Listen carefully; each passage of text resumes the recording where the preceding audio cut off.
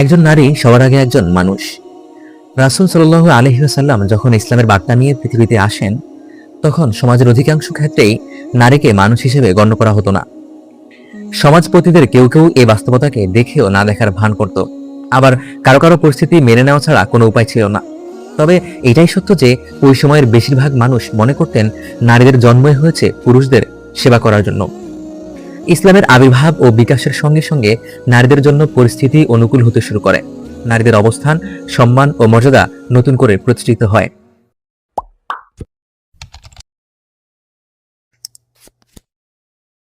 অনুবাদকের কথা। আলহামদুলিল্লাহ, আল্লাহর অশেষ মেহেরবানিতে আরেকটা গুরুত্বপূর্ণ বইয়ের কাজ শেষ করতে পারলাম। এই বইটি সম্বন্ধে কথা বলতে গেলে প্রথমেই কৃতজ্ঞ চিত্তে যার কথা উল্লেখ করতে হয় তিনি হলেন নন্দিত লেখক ও সাহিত্যিক জনাব জিয়াউল হক।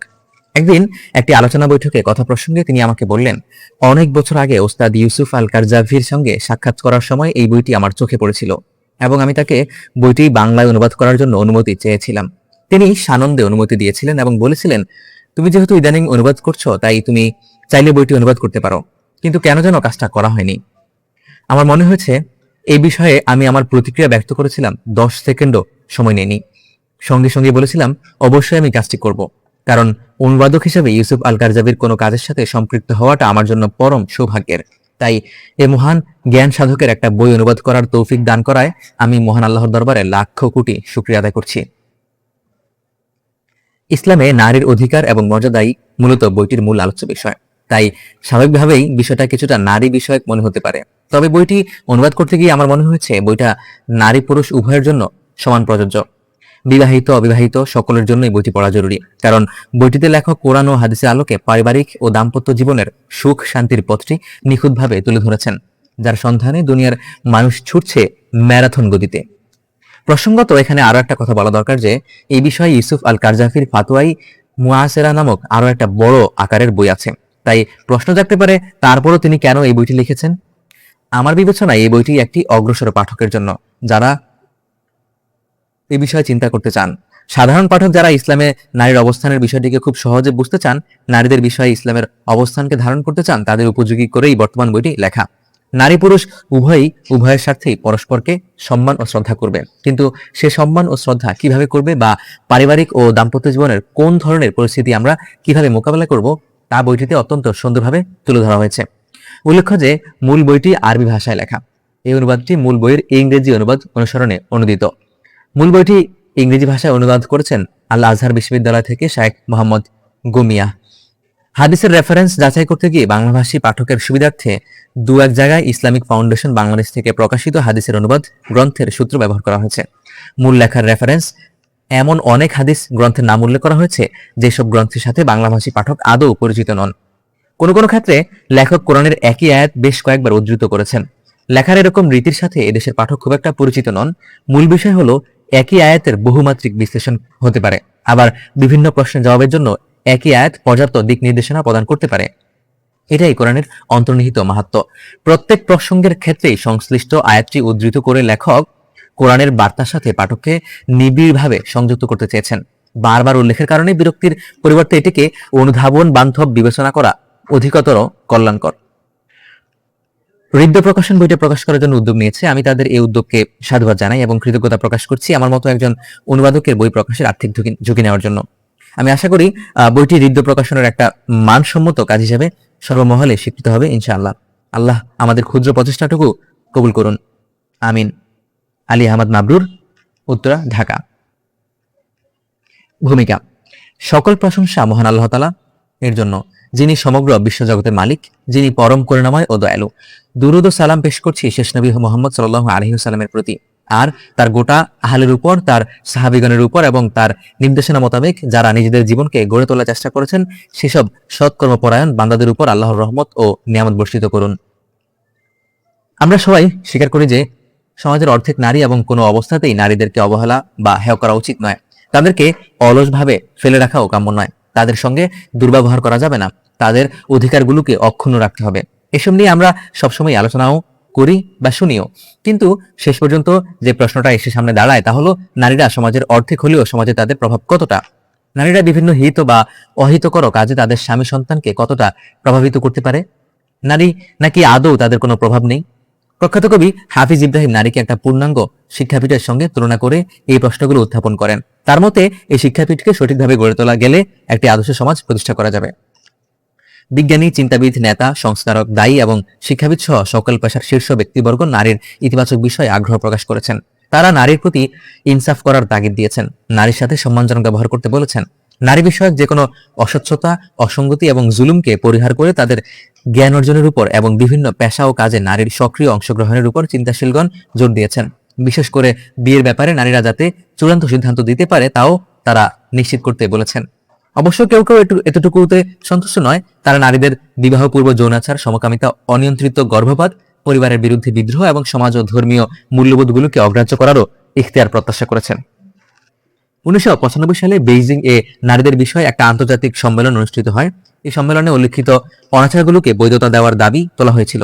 তাই এই সম্মেলনকে নিয়ে মুসলিম ও খ্রিস্টান জগতে ব্যাপক বিতর্ক ও শোরগোল শুরু হয়ে যায়। কারণ মুসলিমদের কাছে এমন এক ঐশী গ্রন্থ রয়েছে যা নারীকে প্রকৃত অর্থে সম্মান এবং নারীর প্রতি ইনসাফ করার নির্দেশ দেয়। আল কোরআনে বরকতেই আইয়ামে জাহিলিয়াতের যুগে নারীরা অন্ধকার থেকে মুক্তি পেয়েছে। মহাগ্রন্থ আল কোরআন নারীদেরকে মানুষ হিসেবে স্বীকৃতি দেয়। পাশাপাশি একজন নারী, একজন কন্যা, একজন স্ত্রী এবং একজন মা হিসেবেও তাকে তার প্রাপ্য মর্যাদা নিশ্চিত করে। সর্বোপরি ইসলাম নারীকে সমাজের একজন দায়িত্বশীল সদস্য হিসেবে সম্মান প্রদান করেন। এটি অস্বীকার করার কোনো সুযোগ নেই যে এরপরও বিভিন্ন সময়ে নারীরা প্রতারণার শিকার হয়েছে, ধর্মশিক্ষাও বাইরে গিয়ে কাজ করার অধিকার থেকেও বঞ্চিত হয়েছে, এমনকি তারা মসজিদে যেতে বাধাপ্রাপ্ত হচ্ছে। অনেকে দিনদার মুসলিম পরিবারের মেয়েদেরকে তাদের ইচ্ছার বিরুদ্ধে বিয়ে দেওয়া হয় এবং তা মেনে না নেওয়ার কারণে সেসব মেয়েদেরকে জোরপূর্বক ঘরে বন্দী করে রাখা হয়। এসবই ঘটছে সঠিক ও যথাযথ ধর্মীয় জ্ঞানের অভাবে। তবে যত জায়গায় এবং যতভাবে নারীদেরকে বঞ্চিত করা হোক না কেন, কিছু মুসলিম সব যুগেই সবখানে ছিল যারা এই বাঞ্ছনাকে কখনোই মেনে নিতে পারেননি। তারা সাধ্যমতো প্রতিবাদ ও প্রতিরোধ করার চেষ্টা করেছেন। ইসলামে নারীদের যে সম্মানের আসন দেওয়া হয়েছে এই বইতে সংক্ষেপে তা তুলে ধরা হয়েছে। এই বইয়ের অনেকগুলো আলোচনায় ইতিপূর্বে আরো বিস্তারিত আকারে আল হালাল ওয়াল হারাম ফিল ইসলাম এবং ফতোয়াই মুআসিরা গ্রন্থে আলোচনা করা হয়েছে। তারপরও আমরা মনে করি পাঠক বইটি পড়ে অনেকগুলো বিষয় ইসলামের অবস্থান সম্পর্কে জানতে পারবেন এবং সে আলোকে নিজেদের চিন্তা ও দৃষ্টিভঙ্গি সংশোধন করতে সক্ষম হবেন। যুবকরা সংকীর্ণতা ও উদারতার মাঝামাঝি অবস্থান নিতে পারবে। আল্লাহ তাআলা বলেন, ওয়ামা উরিদু আন উখালিফাকুম ইলা মা আনহাকুম আন ইন উরিদু ইল্লাল ইসলাহা মাস্তাতা'তু ওয়ামা তাওফীকি ইল্লা বিল্লাহ আলাইহি তাওয়াক্কালতু ওয়া ইলাইহি উনীব। আমি চাই না যে আমি সেসবের বিপরীত করি যা তোমাদের আমি নিষেধ করি।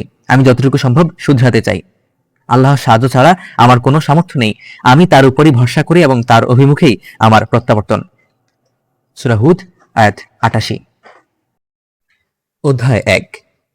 একজন নারী সবার আগে একজন মানুষ। রাসূল সাল্লাল্লাহু আলাইহি ওয়াসাল্লাম যখন ইসলামের বার্তা নিয়ে পৃথিবীতে আসেন তখন সমাজের অধিকাংশ ক্ষেত্রেই নারীকে মানুষ হিসেবে গণ্য করা হতো না। সমাজপতিদের কেউ কেউ এই বাস্তবতাকে দেখেও না দেখার ভান করত। আবার কারো কারো পরিস্থিতি মেনে নেওয়া ছাড়া কোনো উপায় ছিল না। তবে এটাই সত্য যে ওই সময়ের বেশিরভাগ মানুষ মনে করতেন নারীদের জন্মই হয়েছে পুরুষদের সেবা করার জন্য। ইসলামের আবির্ভাব ও বিকাশের সঙ্গে সঙ্গে নারীদের জন্য পরিস্থিতি অনুকূল হতে শুরু করে। নারীদের অবস্থান, সম্মান ও মর্যাদা নতুন করে প্রতিষ্ঠিত হয়। ইসলাম নারীদেরকে আল্লাহর হুকুম পালন করার সুযোগ দেয়, আবার নারীদের উপরও কিছু দায়িত্ব অর্পণ করে যা সঠিকভাবে পালন করলে তারা জান্নাতে যেতে পারবে। ইসলাম নারীকে প্রশংসিত ও সমাজের গুরুত্বপূর্ণ সদস্য হিসেবে বিবেচনা করে। মানবজাতির বিকাশে ও মানব সভ্যতা বিনির্মাণে পুরুষের মতো নারীরও সমান অবদান রয়েছে বলে ইসলাম স্বীকৃতি দেয়। নারী ও পুরুষ উভয়ই একই গাছের দুটি শাখা, একই পিতামাতার দুই সন্তান। নারী ও পুরুষ সবারই আদি মাতাপিতা হলো আদম আলাইহিস সালাম এবং মা হাওয়া আলাইহিস সালাম। নারী ও পুরুষের আদি শিকড় একই। তাদের উভয়কেই ধর্মীয় দায়িত্ব, ইবাদত ও আচারাদি পালন করতে হয় এবং এই আমলের ভিত্তিতে তারা হয় পুরস্কৃত অথবা তিরস্কৃত। নারী ও পুরুষের শিকড় যেমন এক জায়গায়, তাদের গন্তব্য একই ঠিকানায়। এ প্রসঙ্গে আল্লাহ তাআলা বলেন, ইয়া আইয়ুহান নাস ইত্তাকু রাব্বাকুমুল্লাযী খালাকাকুম মিন নাফসিন ওয়াহিদা ওয়া খালাকা মিনহা যাওজাহা ওয়া বাসসা মিনহা রিজালান কাসীরান ওয়া নিসাআ ওয়াত্তাকুল্লাহাল্লাযী তাসাআলুনা বিহি ওয়াল আরহাম ইন্নাল্লাহা কানা আলাইকুম রাকীবা। হে মানুষ, তোমরা তোমাদের প্রতিপালককে ভয় করো, যিনি তোমাদেরকে সৃষ্টি করেছেন এক ব্যক্তি থেকে যিনি তার থেকে সৃষ্টি করেছেন তার সঙ্গিনীকে এবং তাদের দুজন থেকে ছড়িয়ে দিয়েছেন বহু পুরুষ ও নারী। আর তোমরা ভয় করো আল্লাহকে, যিনি তোমাদের একে অপরের কাছে যাওয়া পাওয়ার অধিকার দিয়েছেন, এবং ভয় করো আত্মীয়তার বন্ধন ছিন্ন করা থেকে। নিশ্চয়ই আল্লাহ তোমাদের উপর পর্যবেক্ষক। সূরা নিসা আয়াত 1। সকল মানুষ, নারী ও পুরুষ সবাইকে আল্লাহ তাআলা সৃষ্টি করেছেন। আল্লাহ প্রথমে একজন মানুষ সৃষ্টি করেছেন, তার থেকেই তার সঙ্গিনীকে এবং তাদের দুজন থেকে বাকি সবাইকে। আল্লাহ অপর এক আয়াতে আরো বলেন, হুয়াল্লাযী খালাকাকুম মিন নাফসিন ওয়াহিদাহ ওয়া জাআলা মিনহা যাওজাহা লিয়াসকুনা ইলাইহা। তিনি সে সত্তা যিনি তোমাদেরকে সৃষ্টি করেছেন একটি মাত্র সত্তা থেকে, আর তার থেকেই তৈরি করেছেন তার জোড়া, যাতে তার কাছে প্রশান্তি বোধ করে। সূরা আল আরাফ আয়াত 189। আল্লাহ একটি সত্তা অর্থাৎ নাফসু ওয়াহিদা থেকে অসংখ্য নারী এবং অসংখ্য পুরুষ সৃষ্টি করেছেন, যারা সবাই এক আল্লাহর ইবাদত করবে, যারা সবাই একই পিতামাতার সন্তান। এ কারণে সূরা আন-নিসায় আল্লাহ তাআলা মানুষকে তাগিদ দিয়েছেন যাতে তারা আল্লাহকে ভয় করে। সৃষ্টিকর্তা আল্লাহর সঙ্গে আমাদের সম্পর্কের আলোকে আমাদের উপর যে দায়িত্ব অর্পিত হয়েছে তা যথাযথভাবে পালন করার জন্য তিনি আমাদেরকে আদেশ দিয়েছেন। এই আয়াতগুলো অনুযায়ী নারী ও পুরুষ উভয়ই যুগলবন্দী, তারা প্রত্যেকেই এই সম্পর্কের অবিচ্ছেদ্য অংশ। রাসূলুল্লাহ সাল্লাল্লাহু আলাইহি ওয়াসাল্লাম দুটো হাদিসে নারীদের বিষয়ে মন্তব্য করতে গিয়ে বলেছেন, স্ত্রী লোকেরা পুরুষদেরই অংশ, তিরমিজি, এবং নারীরা তো পুরুষের মতোই, আবু দাউদ। আল কোরআন নারী ও পুরুষের মধ্যকার এই সমতাকে একাধিক দৃষ্টিভঙ্গি থেকে ব্যাখ্যা করেছে। প্রথমত, ধর্মীয় দৃষ্টিভঙ্গি থেকে কোরআনে আল্লাহ তাআলা বলেছেন, ইন্নাল মুসলিমিনা ওয়াল মুসলিমাত ওয়াল মুমিনিনা ওয়াল মুমিনাত ওয়াল কানিতিনা ওয়াল কানিতাত ওয়াস সাদিকিনা ওয়াস সাদিকাত ওয়াস সাবিরিনা ওয়াস সাবিরাত ওয়াল খাশিঈনা ওয়াল খাশিআত ওয়াল মুতাসাদ্দিকিনা ওয়াল মুতাসাদ্দিকাত ওয়াস সাইমিনা ওয়াস সাইমাত ওয়াল হাফিযিনা ফুরুজাহুম ওয়াল হাফিযাত ওয়াল যাকিরিনা আল্লাহা কাসীরান ওয়াল যাকিরাত আ'আদাল্লাহু লাহুম মাগফিরাতান ওয়া আজরান আযীমা। নিশ্চয়ই মুসলিম পুরুষ ও মুসলিম নারী, মুমিন পুরুষ ও মুমিন নারী, অনুগত পুরুষ অনুগত নারী, সত্যবাদী পুরুষ ও সত্যবাদী নারী, ধৈর্যশীল পুরুষ ও ধৈর্যশীল নারী, বিনীত পুরুষ ও বিনীত নারী, দানশীল পুরুষ ও দানশীল নারী, সাওম পালনকারী পুরুষ ও সাওম পালনকারী নারী, চরিত্রের হেফাজতকারী পুরুষ ও চরিত্রের হেফাজতকারী নারী, আল্লাহকে অধিক স্মরণকারী পুরুষ ও অধিক স্মরণকারী নারী, এদের জন্য আল্লাহ প্রস্তুত রেখেছেন ক্ষমা ও মহাপ্রতিদান। অন্যদিকে মৌলিক, সামাজিক ও ধর্মীয় দায়বদ্ধতার জায়গা থেকেও কোরআনে নারী ও পুরুষ সমতাকে নিশ্চিত করেছে। আল্লাহ তাআলা বলেন, ওয়াল মুমিনুনা ওয়াল মুমিনাত বা'দুহুম আউলিয়াউ বা'দ ইয়া'মুরুনা বিল মা'রুফ ওয়া ইয়ানহাউনা 'আনিল মুনকার ওয়া ইউকিমুনাস সালাতা ওয়া ইউতুনাজ যাকাতা ওয়া ইউতিউনা আল্লাহা ওয়া রাসূলাহু উলাইকা সায়ারহামুহুল্লাহ ইন্নাল্লাহা আজিজুন হাকীম।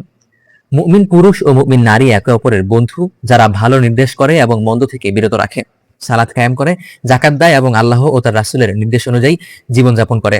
এদের উপর আল্লাহ তাআলা দয়া করবেন। নিশ্চয়ই আল্লাহ পরাক্রমশালী, প্রজ্ঞাময়। সূরা তাওবা 71।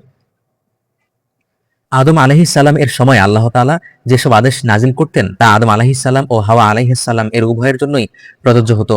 আল্লাহ তাআলা বলেন, ওয়া কুলনা ইয়া আদাম উসকুন আনতা ওয়া যাওজুকাল জান্নাহ ওয়া কুলা মিনহা রাগাদান হাইথু শি'তুমা ওয়া লা তাকরাবা হাযিহি আশ-শাজারাতা ফাতাকুনা মিনাজ জালিমিন। এবং আমরা বললাম, হে আদম, তুমি ও তোমার স্ত্রী জান্নাতে বসবাস করতে থাকো এবং সেখানে যেখান থেকে ইচ্ছাও স্বাচ্ছন্দ্যে আহার করো, কিন্তু এই গাছের নিকটবর্তী হয়েও না, অন্যথায় তোমরা জালিমদের অন্তর্ভুক্ত হয়ে যাবে। সূরা বাকারা আয়াত 35। আল কোরআন এক্ষেত্রে নারীদের প্রতি যে ইহসান করেছে তা লক্ষণীয়। ওল্ড টেস্টামেন্টে আদম আলাইহিস সালামকে প্ররোচিত করে নিষিদ্ধ গাছের ফল খাওয়ানোর দায় চাপানো হয়েছে ঈবের উপর, কিন্তু আল কোরআন বলছে এই ঘটনার পুরো দায় হলো শয়তানের। আল্লাহ তাআলা বলেন, ফাআযাল্লাহুমা আশ-শাইতানু আনহা ফাআখরাজাহুমা মিম্মা কানা ফীহি ওয়া কুলনা ইহবিতু বা'দুকুম লিবা'দিন আদু ওয়া লাকুম ফিল আরদি মুস্তাকাররুন ওয়া মাতাউন ইলা হিন। কিন্তু শয়তান তাদের উভয়কে পদস্থলিত করেছিল, তাই তারা যেখানে ছিল সেখান থেকে তাদের বের হতে হলো, এবং আমি বললাম, তোমরা একে অন্যের শত্রুরূপে নেমে যাও পৃথিবীতে, কিছু কালের জন্য তোমাদের বসবাস ও জীবিকা সেখানে। সূরা বাকারা আয়াত 36। হাওয়া আলাইহিস সালাম একা সেই নিষিদ্ধ গাছের ফল খাননি। এই অন্যায় কাজটি তিনি শুরুও করেননি, ভুলটা তারা দুজনেই করেছিলেন। ফলে তারা দুজনেই অনুতপ্ত হয়েছিলেন এবং আল্লাহর কাছে ক্ষমা প্রার্থনা করেন। কোরআনে সেটাই বর্ণিত হয়েছে, قال ربنا ظلمنا أنفسنا وإن لم تغفر لنا وترحمنا لنكونن من الخاسرين। তারা উভয়ে বলল, হে আমাদের রব, আমরা নিজেদের প্রতি জুলুম করেছি। যদি আপনি আমাদেরকে ক্ষমা না করেন এবং আমাদের প্রতি অনুগ্রহ না করেন, তবে আমরা অবশ্যই অবশ্যই ক্ষতিগ্রস্তদের অন্তর্ভুক্ত হয়ে যাব। সূরা আরাফ আয়াত 23। এ সম্পর্কে আল কোরআনে আরো কিছু আয়াত রয়েছে, যেমন ওয়ালাকাদ আহিদনা ইলা আদম মিন ক্বাবলু ফানাসিয়া ওয়া লাম নাজিদ লাহু আজমা। আমি তো ইতিপূর্বে আদমের প্রতি নির্দেশ দান করেছিলাম, কিন্তু সে ভুলে গিয়েছিল, আমি তাকে সংকল্পে দৃঢ় পাইনি। সূরা তাহা আয়াত 115। فوسوس إليه الشيطان قال يا آدم هل أدلك على شجرة الخلد وملك لا يبلى فأكلا منها فبدت لهما سوآتهما وطفقا يخصفان عليهما من ورق الجنة وعصى آدم ربه فغوى। এরপর শয়তান তাকে কুমন্ত্রণা দিল এবং বলল, হে আদম, আমি কি তোমাকে বলে দেব অনন্ত জীবনপ্রদ গাছের কথা এবং অবিনশ্বর রাজত্বের কথা? এরপর তারা উভয়ই এর ফল খেয়ে ফেলল। তখন উভয়ের কাছে তারা নগ্ন হয়ে গেল এবং তারা জান্নাতের গাছের পাতা দিয়ে নিজেদেরকে আবৃত করতে শুরু করলো। আদম তার রবের নির্দেশ অমান্য করছিল, আর তাই সে পথভ্রষ্ট হলো। সূরা তাহা 120 থেকে 121। উপর্যুক্ত আয়াত থেকে বোঝা যায় যে দুজনের মধ্যে আগে আদম আলাইহিস সালাম ভুলে গিয়েছিলেন। তিনি অবিচল থাকতে পারেননি এবং শয়তানের কুমন্ত্রণার ফাঁদে তিনি আগে পড়েছিলেন। তারপর তার সঙ্গে হাওয়া আলাইহিস সালাম একইভাবে পথভ্রষ্ট হন। আর এমনটি যদি ধরেই নেই যে হাওয়া আলাইহিস সালাম আগে ভুল করেছিলেন, তার দায়ও কিন্তু শুধুমাত্র তার। এই ভুলের দায় কখনোই তার উত্তরাধিকারী মেয়েদের উপর বর্তায় না। শাস্তি, পুরস্কার কিংবা জান্নাতে প্রবেশের যোগ্যতা সম্পর্কে আল্লাহ তাআলা বলেন, তিলকা উম্মাতুন কদ খালাত লাহা মা কাসাবাত ওয়া লাকুম মা কাসাবতুম ওয়া লা তুসআলুনা আম্মা কানু ইয়ামালুন। এরা ছিল অতীতের উম্মত, তারা যা অর্জন করেছে তা তাদের, আর তোমরা যা অর্জন করেছো তা তোমাদের জন্যই। তারা যা করেছে সে সম্পর্কে তোমাদেরকে প্রশ্ন করা হবে না। সূরা আল বাকারা আয়াত 134। নারী বা পুরুষ যেই হোক না কেন, নেক আমল করলে তারা উভয়ই জান্নাতে যাওয়ার অধিকার রাখে। এই বিষয়টি নিশ্চিত করে আল্লাহ তাআলা বলেন, ফাস্তাজাবা লাহুম রাব্বুহুম ইন্নী লা উদিউ আমালা আমিলিন মিনকুম মিন যাকারিন আও উনসা বা'দুকুম মিন বা'দ ফাল্লাযীনা হাজারু ওয়া উখরিজু মিন দিয়ারিহিম ওয়া উযু ফি সাবিলি ওয়া কাতালু ওয়া কুতিলু লা উকাফফিরান্না আনহুম সাইয়্যাতিহিম ওয়া লা উদখিলান্নাহুম জান্নাতিন তাজরি মিন তাহতিহা আল আনহার সাওয়াবাম মিন ইনদিল্লাহ ওয়াল্লাহু ইনদাহু হুসনুস সাওয়াব। এরপর তাদের রব তাদের ডাকে সাড়া দিলেন, আমি তোমাদের কারো পরিশ্রমই বিনষ্ট করি না, তা সে পুরুষ হোক কিংবা নারী। তোমরা একে অপরের অংশ।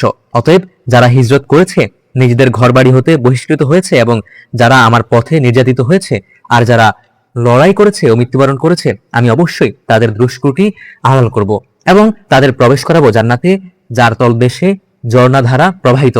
এ হলো আল্লাহর পক্ষ থেকে প্রতিদান, আর আল্লাহর কাছে রয়েছে উত্তম প্রতিদান। সূরা আল ইমরান 195।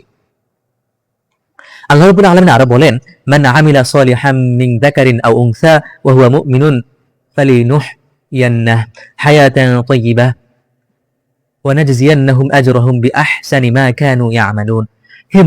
যে মুমিন হয়ে আমলে সালেহ করবে, সে পুরুষ হোক কিংবা নারী, আমি তাকে পবিত্র জীবন দান করব এবং তারা যা করত সেসবের তুলনায় অবশ্যই আমি তাদেরকে উত্তম প্রতিদান দেব। সূরা নাহল আয়াত 97। সম্পদ সংশ্লিষ্ট বিষয়ে ইসলাম অনেক বেশি ইনসাফ করেছে। বিভিন্ন ধর্ম ও জাতি যেভাবে নারীদের মালিকানা ও উত্তরাধিকারী হিসেবে সম্পদ পাওয়ার অধিকারকে বিনষ্ট করেছে এবং নিজেদের আওতাধীন সম্পদগুলো নিয়ন্ত্রণ ও ভোগের ক্ষেত্রে নারীদের উপর প্রতিবন্ধকতা তৈরি করেছে, ইসলাম তা পরিবর্তন করে দিয়েছে। ইসলাম নারীদেরকে সব ধরনের মালিকানার অধিকার প্রদান করেছে, অর্থ ব্যয় করার সুযোগ দিয়েছে এবং নিজের অর্থ সুরক্ষারও অধিকার দিয়েছে। ইসলাম নারীদেরকে উত্তরাধিকার, ক্রয় বিক্রয়, ভাড়া প্রদান, দান করা, ঋণ গ্রহণ, ঋণ প্রদান ও সদাকার জন্য সম্পদ বরাদ্দ করা, সম্পদ হস্তান্তর এবং বন্ধক কিংবা যে কোনো ধরনের চুক্তি সম্পাদন করার অধিকার প্রদান করছে।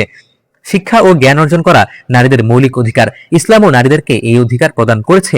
শুধু তাই নয়, ইসলাম নারীদের জন্য জ্ঞান অর্জনকে বাধ্যতামূলক করে দিয়েছে। রাসূল সাল্লাল্লাহু আলাইহি ওয়াসাল্লাম বলেছেন, নারী ও পুরুষ আলাদা করে কথাটি বলেননি। জ্ঞান অর্জন করা প্রত্যেক মুসলমানের জন্য ফরজ। প্রত্যেক মুসলিমের কথা বলা হয়েছে। অতএব এখানে নারী ও পুরুষ উভয়ের জন্য একই ধরনের পদক্ষেপ গ্রহণের সুযোগ উন্মোচিত হয়েছে। একজন পুরুষকে যেভাবে ধর্মীয় আচারাদি ও নির্দেশনা মান্য করতে হয়, নারীদের জন্য ঠিক একই রকমের বিধান প্রযোজ্য। সালাত, সওম, হজ, যাকাত কিংবা অন্য সব ইবাদত নারী ও পুরুষ উভয়ের জন্যই বাধ্যতামূলক। যা তাদেরকে নিজেদের সাধ্য ও সামর্থ্যের আলোকে বাস্তবায়ন করে যেতে হবে। আর আমলকে বিবেচনায় নেওয়ার ক্ষেত্রে আল্লাহ তাআলা নারী ও পুরুষকে একইভাবে বিবেচনা করবেন, অর্থাৎ যেভাবে তিনি একজন পুরুষের ইবাদতকে যাচাই করবেন, ঠিক একই নিয়মে নারীদের ইবাদতকেও তিনি মূল্যায়ন করবেন। এক্ষেত্রেও কোনো ধরনের পার্থক্য বা বৈষম্য করা হবে না। নারীরা তাদের সামাজিক দায়বদ্ধতাও এড়িয়ে যেতে পারবেন না। আল্লাহ তাআলা বলেন, ওয়াল মুমিনুনা ওয়াল মুমিনাতি বা'দুহুম আউলিয়াউ বা'দ ইয়া'মুরুনা বিল মা'রুফি ওয়া ইয়ানহাউনা 'আনিল মুনকার ওয়া ইউকিমুনা আস-সালাতা ওয়া ইউ'তুনা আয-যাকাতা ওয়া ইউতি'উনা আল্লাহা ওয়া রাসূলাহু উলাইকা সায়ারহামুহুমুল্লাহ ইন্নাল্লাহা আজিজুন হাকীম। আর মুমিন পুরুষ ও মুমিন নারী একে অপরের বন্ধু, যারা ভালো কথার নির্দেশ করে এবং মন্দ থেকে বিরত রাখে, সালাত প্রতিষ্ঠা করে, যাকাত দেয় এবং আল্লাহ ও তার রাসূলের নির্দেশ অনুযায়ী জীবন যাপন করে, এদেরই উপর আল্লাহ তাআলা দয়া করবেন। নিশ্চয়ই আল্লাহ পরাক্রমশীল, প্রজ্ঞাময়। সূরা আত-তাওবা আয়াত ৭১। উদাহরণ হিসেবে বলা যায়, একজন নারী যে কোনো আশ্রয়হীন মানুষকে আশ্রয় দিতে পারে, তবে এক্ষেত্রে কোনো ধরনের অবমাননাকর আচরণ করার সুযোগ নেই, বরং প্রতিটি কাজ ও পদক্ষেপ হতে হবে সম্মানজনকভাবে। এই বিষয়টি প্রমাণিত হয়ে উম্মে হানি বিনতে আবু তালিব রাদিয়াল্লাহু তাআলা আনহার একটি ঘটনায়। তিনি মক্কা বিজয়ের দিন একজন অসহায় ব্যক্তিকে আশ্রয় দেন। লোকটি মূর্তি পূজারী হওয়ায় তার ভাই ওই ব্যক্তিকে হত্যা করতে চেয়েছিল।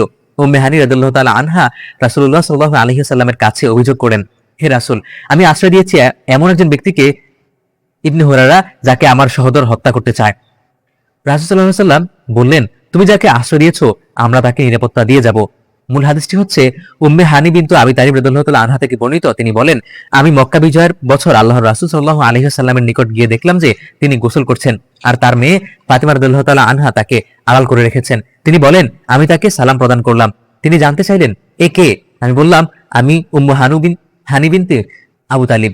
তিনি বললেন, মারহাবা হে উম্মে হানি। গোসল শেষ করে তিনি এক কাপড় জড়িয়ে ৮ রাকাত সালাত আদায় করলেন। সালাত শেষ করলে তাকে আমি বললাম, হে আল্লাহ রাসূল, আমার সহোদর ভাই অর্থাৎ আলী ইবনে আবি তালিব রাদিয়াল্লাহু তাআলা আনহু এক ব্যক্তিকে হত্যা করতে চায়, অথচ আমি তাকে আশ্রয় দিয়েছি। ওই ব্যক্তি হুরায়রার ছেলে অমুক। তখন আল্লাহর রাসূল সাল্লাল্লাহু আলাইহি ওয়াসাল্লাম বললেন, হে উম্মে হানি, তুমি যাকে নিরাপত্তা দিয়েছো আমিও তাকে নিরাপত্তা দিলাম।